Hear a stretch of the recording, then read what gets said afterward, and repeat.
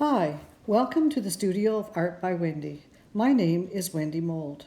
As many of you know, I'm a wildlife artist and I do a lot of work with wildlife and nature, both in watercolor and in pencil. But today I'm working with pens.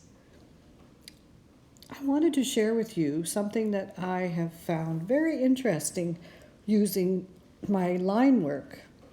So to start off with, I was going to do this flower, and to do that you need to do just a awkward looking circle, and the more interesting the shape of your circle the better, and put 3 little round balls in the center. And then as you can see, I'm just drawing lines from the center out to the edge. It looks kind of neat too if you curl them a little bit, as you can see I am doing. So just keep curling those lines and filling them out. Once you've done that, then put another petal around the flower. And notice the petal does not go all the way around. It only goes part way. And then I'm overlapping it with another petal. And then another petal. I like to put at least 3 or 4 petals. Now when you're doing this flower, don't do it on a small piece of paper. Do it on a larger sketchbook or paper. My page is 8 by 10, and it's a nice size page to work with.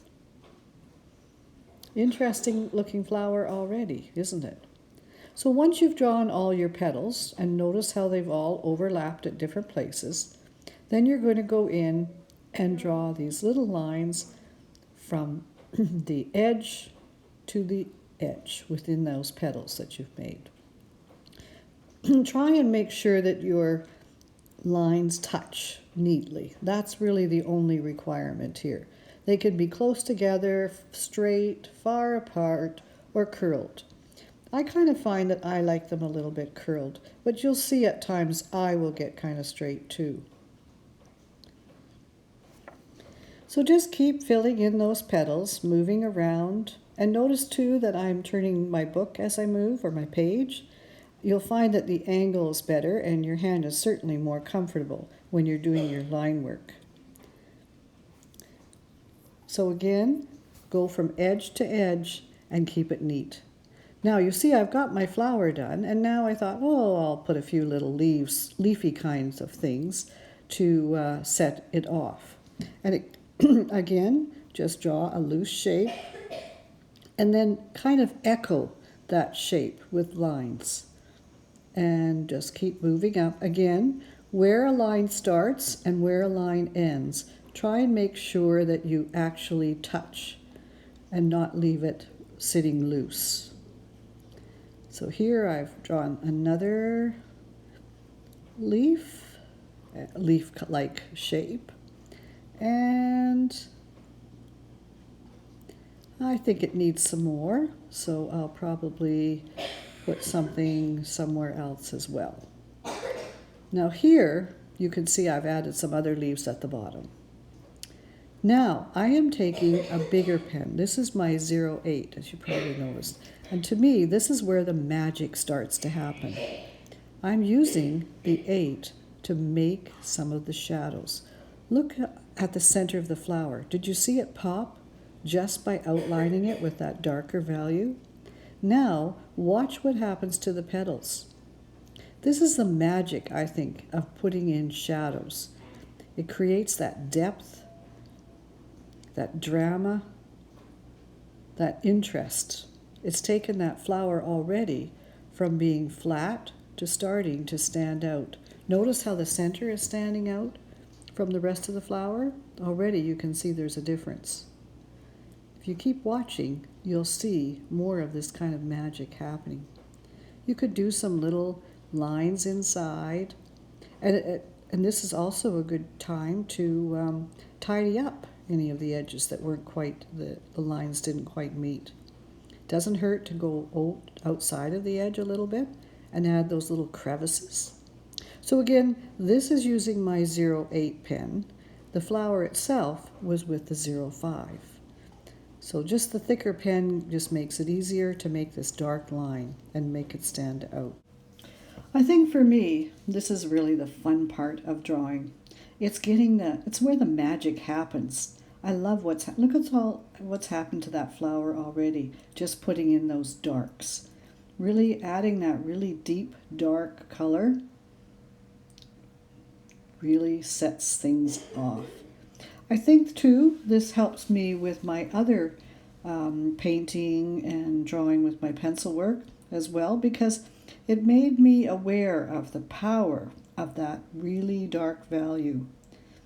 Often when I was working with my pencil, never got it quite as dark as this. But you can see, look at how that just pops, having those darks in there. And then working with this is another flower shape, which I kind of thought was kind of neat. Starts off just with those lines. And then each of them become a petal. And with all line work, it's the little things that make the difference. Look what happens when you put that little center in there.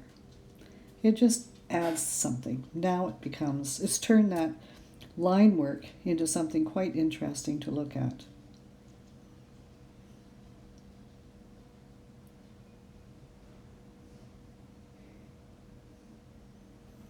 This is the other thing I find fascinating about line work, is you just can keep adding patterns and shapes, and it just keeps growing and becoming more interesting. It can go on forever, right off the page for that matter. But it's those little things that just add something. This little pattern here that I'm just going to do now, it's just a simple circle with a little blob in the center, but look how neat it looks. See, just a round circle inside and dark mark. Again, patterns that are interesting, but it's those darks and lights that make the difference, that shadowing effect. So I'm just going to keep adding a few more things to my picture, and now the magic begins. Because shadows, I found, they have a really dark edge, but they also have a gradation in value. And look what happens when you use a pencil next to the pen and start to add that second value, or I don't know if that's the word I want to say, but you can see where the dark line is super dark, which is like your number 10 for a value. And then going along with the pencil, you can put in some values that kind of gradiate it out. And look what that does to that flower. Isn't that awesome? To me, it's magic. When you're drawing this and you see it happen before your eyes, it makes it even more interesting. Isn't that cool?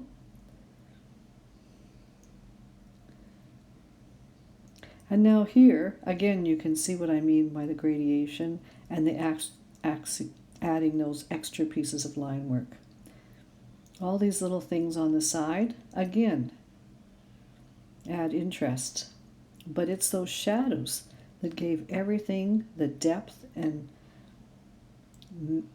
interest that really catches your eye. See that line work on the flowers? Again, it's a softening.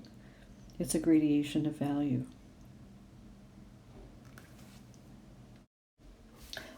I find this kind of line work very meditative.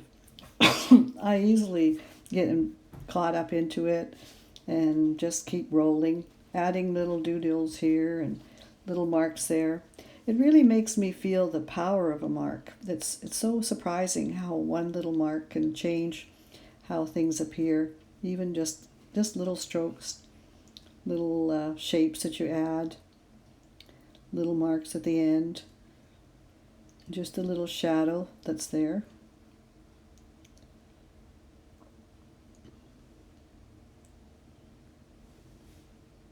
I find I take a lot of this back into my other artwork, and it's really made me take a second look at shadows and what they're made up of, what the values of the shadows are and how they work, and really change the colors of them too, and introduce more colors into my shadows.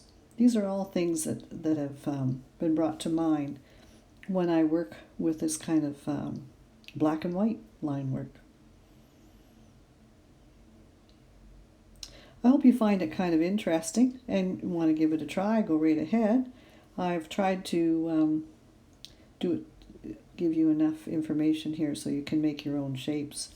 Here's my finished shape, and as you can see, just even those little dots around the edge add that interest, and the little squiggly lines that come out. The whole thing I find mesmerizing. Wendy teaches outdoor sketching classes in the summer, and she teaches in her studio and online throughout the year. Wendy produces original work in pencil and in watercolor. She completes commission work, particularly pet portraits, and produces cards and prints from some of her work.